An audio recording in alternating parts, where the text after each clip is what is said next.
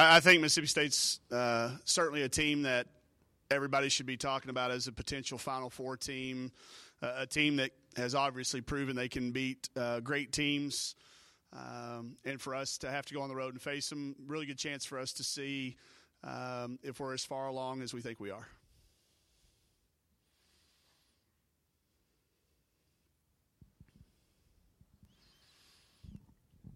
Coach, you have some pretty recent experience with Mississippi State. What does it take to compete with a team like them and to beat a team like them?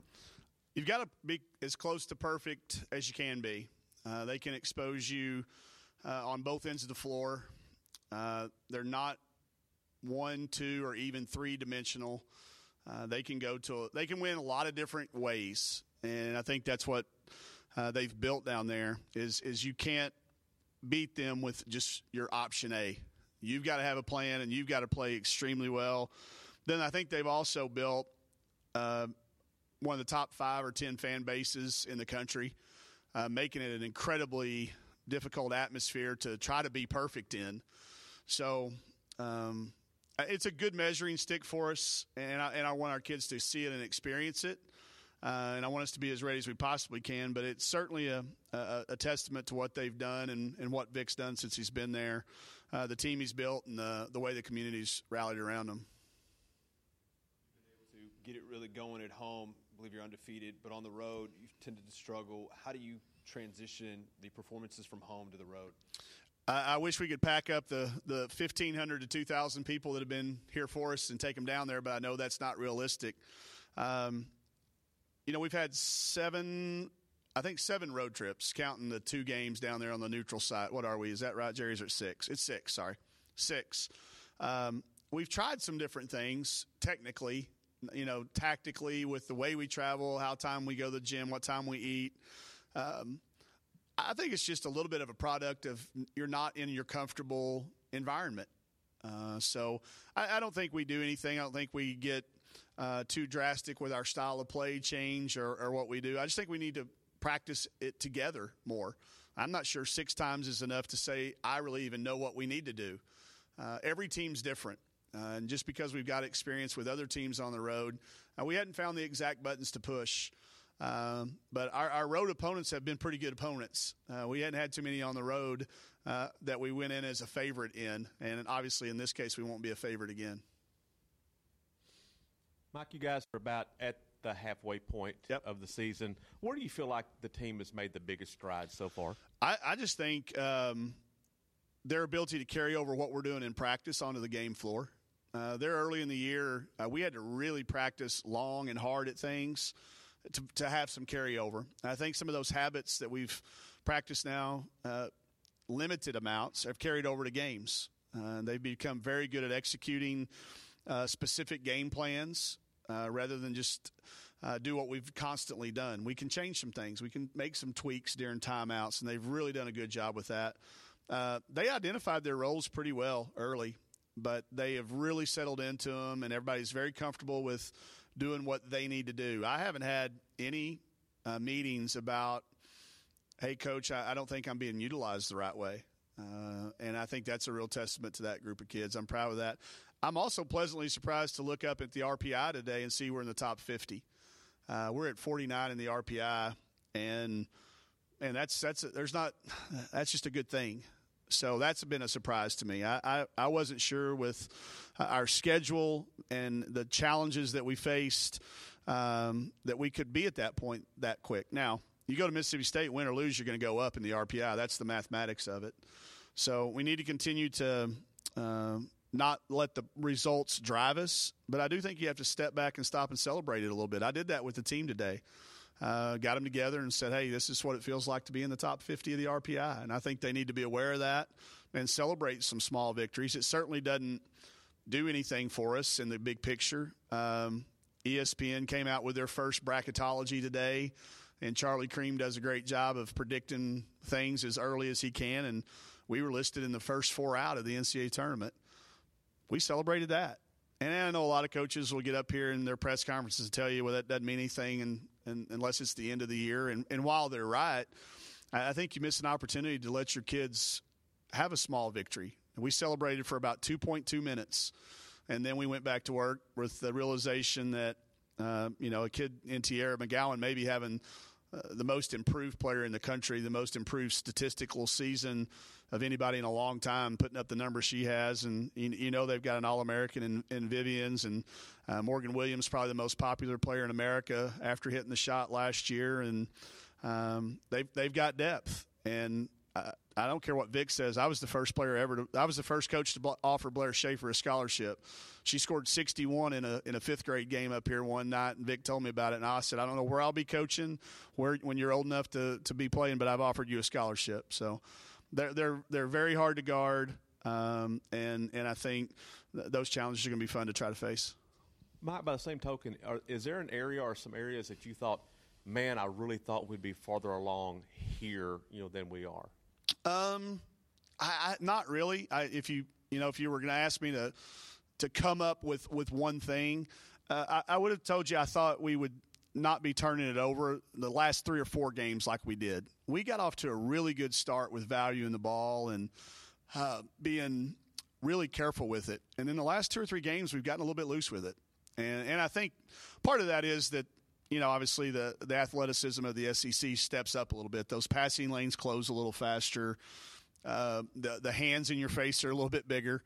So I understand that. But I really had hoped that some of that carryover from non-conference would have helped us against Arizona State. I treated the Arizona State like an SEC game, and we didn't perform well at all there. But we didn't dwell on it. I was proud of the group for doing that. But I would tell you that in an area of value in the ball and taking care of it a little bit, I'd hoped we'd be a little further along with our guards. I was going to ask you actually about that Arizona State game. Is that one that you move on from, or what can you learn from that as the last big road test? I think as coaches we learned a lot from it, but I flushed it with the players. It's the only game all year they didn't get film of. Every team's got that clunker in them. We use our men's team here a lot positively. We use the crowd that Bud Walton created for them the other night. But, we all have clunkers. I think Mike Anderson would tell you that Houston game was a clunker. We have them. That one was ours. It was probably, trying to put that team to that test right before Christmas for us as coaches, probably not what we should have done either. But I'll take the blame for that one. But I don't think you beat them up too badly over it. I think as coaches we learned that they're kids.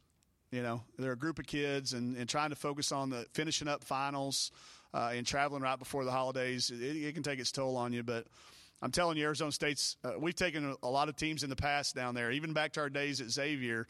That's a hard place to win. We did, though. We did flush it. We didn't watch any film whatsoever on it. What do you think has been the biggest struggle with translating what you do here onto the road? I just think the preparation's different. The way you come in, the way you treat the day, it's hard to lay around the hotel.